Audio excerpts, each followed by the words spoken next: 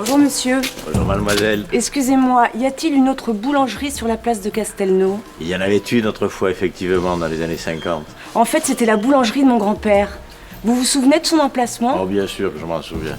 C'était tout à fait derrière vous, au bout des arcades. Vous prenez le long du pilori et à votre gauche. Le pilori? Ah, c'est le poteau qui est juste derrière vous, là. Il a une longue histoire.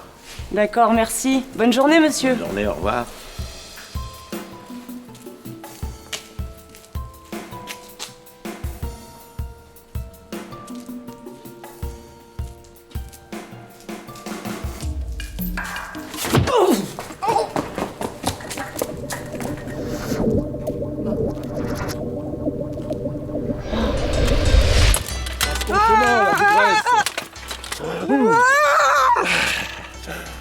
Diantre, c'est vivifiant.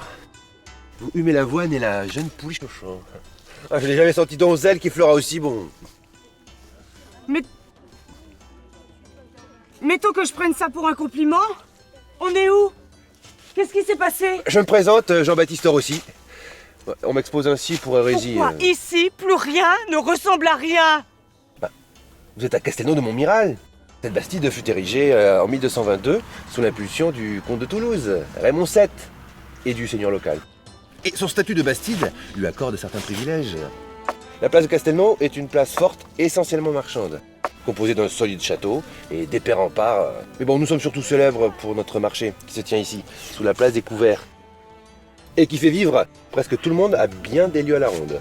La cité est organisée autour de sa place carrée, entourée de couverts, servant certes à se protéger du soleil et des intempéries, mais permettant aussi aux propriétaires d'échapper à la taxe qui ne prend pas en compte les surfaces non bâties sur le sol. Vous cherchez quelque chose? Moi, monsieur, tout ce que je veux, c'est retrouver la boulangerie de mon arrière-grand-père. Alors, vos histoires de vieilles pierres, mais vous savez même pas comment j'en ai rien à Oh, foutre. madame. Point de vulgarité dans une si jolie bouche. Ah ben, permettez-moi d'attirer votre attention sur cette croix que vous pourrez admirer en l'église de Notre-Dame de l'Assomption. À ce que l'on pense, elle fut commandée par les consuls de Castelnau à un orfèvre albigeois. Et elle fut gardée chez lui en gage pour une histoire de trafic de fausses monnaies. Pour éviter l'excommunion, les consuls s'empressèrent de payer son dégagement. Et dans les comptes de la commune en 1341, elle a été confiée pour être achevée à un orfèvre toulousain du nom de Hôte de Moncoty. Hôte de mon côté. Hôte de mon côté. Hôte de mon côté. Mais vous êtes totalement jeté. Mais totalement jeté. Mademoiselle, vous allez bien? Comment vous vous êtes détaché? Pardon? Ah oui, d'accord, je vois le genre. Oui. Mademoiselle, se promener dans un état pareil à même pas 10 h du matin, c'est limite. Moi?